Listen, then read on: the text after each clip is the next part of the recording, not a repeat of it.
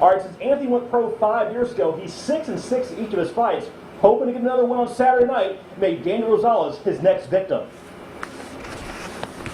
Now, your local sports with Spencer Tillis.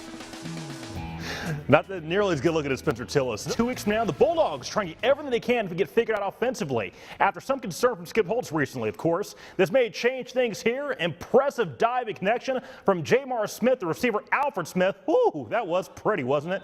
Later on, Weston Elliott under center, and he would hand this off to Alex Zayed, who would simply just tumble on in the end zone like Humpty Dumpty. Good day for the L, but it was a surprising day for the defense, which has performed so well thus far in camp. Warm, then cold, then rain, then clouds. It's like going to Six Flags. It's a really roller coaster. Yeah, This is like going up the hill, down the hill, through a loop.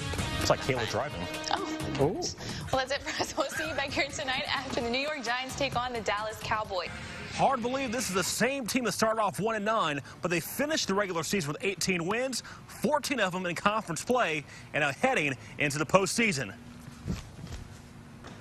Where hopefully they shoot a little better than that. Need that in a team when you have some depth. Absolutely not. Let's not forget Will Collins stepped in that Texas State game for Garrett Smith, who went down with an injury in that game. He did flawless. He was on fleek, I guess as the kids call it nowadays. Hey, it's a party here in CrossFit, and with me I have the, I guess the master of ceremonies, the legendary Cowboys coach, Oklahoma Sooners coach, Barry Switzer. First things first, it's been a long time since you've been back in CrossFit. How does it feel to be back home and speak in front of people who absolutely adore you? I'm amazed tonight this many people turn out here. The bunch of gray hairs here, they're the ones that probably remember who I am. The rest of them certainly don't. I left here 60-something years ago. Hey, good Sunday evening to you. Being a high school student athlete is tough between balancing homework, playbooks, and enjoying life. But add being in charge of an entire charity. That's what one teenager is doing, and he's supporting someone who's fighting the battle of a lifetime. Oh. There aren't many 17-year-olds who build and organize events from the ground up, especially ones that raise funds for good causes.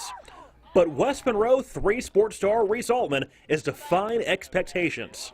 It all started about 5 years ago, where I was in the backyard just kind of throwing a wiffle ball, and that same year I was going to a mission trip in El Salvador, and so I was like, hey, let's get a few friends, invite some people from my school, and let's just come out and play a wiffle ball tournament, see how it goes. In its infancy, 16 teams and 64 kids took part while raising $1,000. In 2017, that number skyrocketed to 47 different groups and nearly 200 children, increasing the amount of money to $2,200.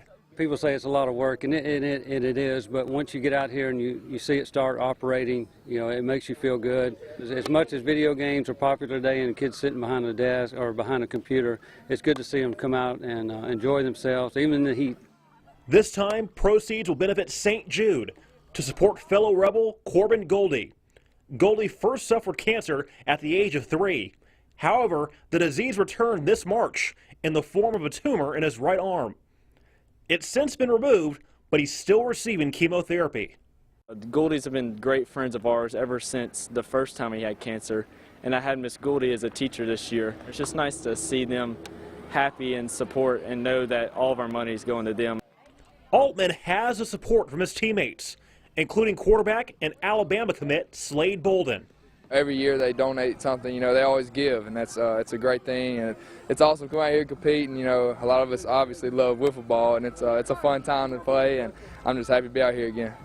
And this is all thanks to one young man who knocked his love of sports and giving back to the community out of the park.